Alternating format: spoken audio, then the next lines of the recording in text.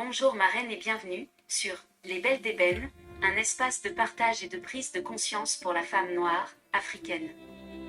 La deuxième clé pour créer une entraide entre femmes africaines, celle que nous allons aborder aujourd'hui, consiste à être disponible pour ta sœur africaine et la soutenir, même dans le silence. Aujourd'hui, je veux te parler d'une force discrète mais puissante que tu portes en toi, la capacité d'être présente, d'être un refuge, même quand les mots manquent. Marraine, dans notre culture africaine, la présence d'une sœur est un baume pour l'âme. Souvent, ce n'est pas une solution magique qui apaise, ni un conseil qui guérit, mais simplement ce regard qui dit « je suis là », ce geste doux qui dit « tu n'es pas seul ». Tu n'as pas besoin d'avoir toutes les réponses, ni de porter les fardeaux à la place des autres.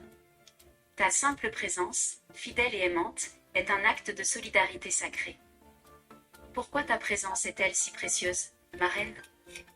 Parce que la femme africaine est une bâtisseuse de liens. Elle sait que l'énergie circule dans les rencontres, dans le partage silencieux, dans le soutien sans condition. Ta disponibilité, même dans le silence, c'est comme la racine invisible d'un grand baobab, solide, rassurante, nourrissante. Être cette sœur qui soutient, c'est honorer l'héritage des femmes avant nous, qui savaient qu'une main tendue peut sauver des vies. Comment peux-tu incarner cette force dans ta vie quotidienne ? Voici 5 moyens qui peuvent t'aider à être disponible pour ta sœur africaine et la soutenir, même dans le silence. Le premier consiste à envoyer un simple message à une sœur. Écris-lui « Je pense à toi. Je suis là si tu as besoin ». Ce petit geste, cette parole toute simple, peut traverser des montagnes de solitude. Elle dit à ta sœur « Tu comptes, tu n'es pas oublié ». Le deuxième moyen consiste à accompagner une sœur à un rendez-vous important, que ce soit un entretien, une visite médicale ou une réunion. Ta présence devient alors son ancre, son repère dans le tumulte. Dans ce geste, tu incarnes la force collective qui a toujours permis à nos mères d'avancer.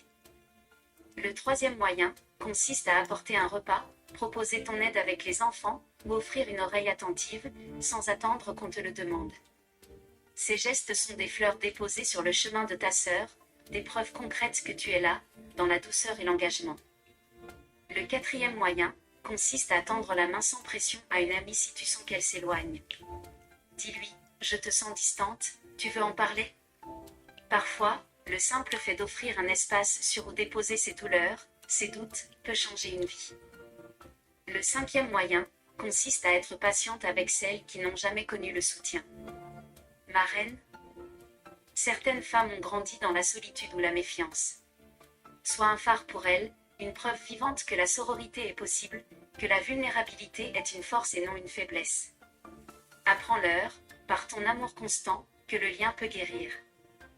En conclusion, marraine, ta présence, même silencieuse, est une force révolutionnaire. Elle rappelle à chaque sœur que nous ne sommes jamais seuls.